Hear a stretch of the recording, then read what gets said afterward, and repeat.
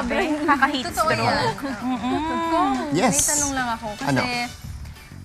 paano nyo ba napapalaking yung mga anak? Kasi yung tita ko, sobrang sakit ng ulo niya sa kanyang mga pamangkin. Sa mga pamangkin ko. Sa mga anak. Tingin mo na ako matanda. Wala kami sinabi. Hindi, respect. Hindi, Taas nga na kasi, respect well, yung na. mga anak ko kasi, isa mag-21 sa November at yung isa mag-16 ngayong May. Pero alam mo, nung bata pa sila, tinuturuan ko sila na, syempre, magdasal, no? Tapos, tinuturuan ko rin sila kung ano yung tama at mali, no? Importante yan para at least hindi sila mawawala sa kanilang pagpili kung anong tamang gawin at maling gawin. Ang importante parati na kailangan magdasal sila gabi-gabi at tuwing umaga pag sila'y magising para at least magabayan sila ng Panginoon kung ano yung pipiliin nilang gagawin sa isang araw. Alam mo kung tama yung sinabi mo, kasi ako din yung mga magulang ko, sa tulong ng Diyos, no, napalaki nila ako na may fear of the Lord. Yun yung una nilang sinabi sa akin. At tamang-tama din yan dun sa ating Bible verse of the day ngayon na nasa Kawikaan 22:6.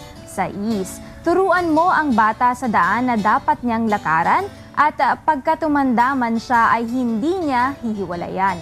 O in Proverbs 22:6, train up a child in the way he should go, and when he is old, he will not depart from it. Ayan. So kailangan talaga may, unang-una yan, takot sa Diyos muna, para matuwid na daan. Tapos kinakausap mo parati. Importante yung kinakausap kasi kung hindi mo kinakausap yung mga anak mo, walang guidance na ibibigay.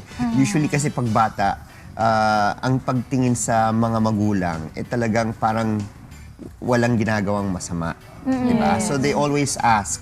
They always ask questions. Pag mga bata yan, yung brain nila parang computer yan. Siyempre, di ba? Pero there's a garbage stage na out. parang ang mga kids parang sasabihin nila, mas marunong ako, mas alam nila yung ginagawa nila. Feeling nila kasi parang, ito na yung generation mo, hindi kayo sanay sa generation In namin. generation May kasi ganun today, kasi Yes. parang mas independent. Well, ina-admit ko naman independent sila. Ina-admit ko naman sa mga anak ko na hindi ako marunong masyado mag-computer. Well, I know how, pero Yeah. yung pagiging techie nila, mas techie sila sa akin. Diba, yeah. Diba? Kasi, ewan ko, pagdating sa pag tumatanda ka, when you use gadgets, sometimes you have this fear na if you press something, baka masira yung gadget Sila, di ba? Curious sa mga bata. Yes. I guess kaya siguro it's very important talaga na may dialogue yung magulang at saka ang bata. Dahil nga doon sa generation gap nila. And sa lahat naman ng pag-uusap lagi ng mga magkakaintindihan yan. In fact, nakakatuwa kasi like yung tita ko, hindi talaga rin siya techie, pero yung anak niya, yung pinagtuturo sa kanya mag-Facebook, ganito mami, ganito May mag-Instagram. bonding pa din, Nagiging ano? bonding activity pa nila. May istorya nga ako yung tiyo ko, nasa States, no? Doktor. Very good cardiologist. Retired na. Hindi siya gumagamit ng computer. Ngayon, syempre, iPad, no? Yes. So he went to his grandson and asked him how to use the iPad. So, yung grandson naman, gustong turuan yung lolo niya. So, sinasabi, this is what you press, this is... So, maraming tinatanong yung tito ko, yung lolo niya, no? Sabi ba naman yung apo, stick to the newspapers, lolo. Napagod yung apo. You started with the newspapers, stick with the newspapers.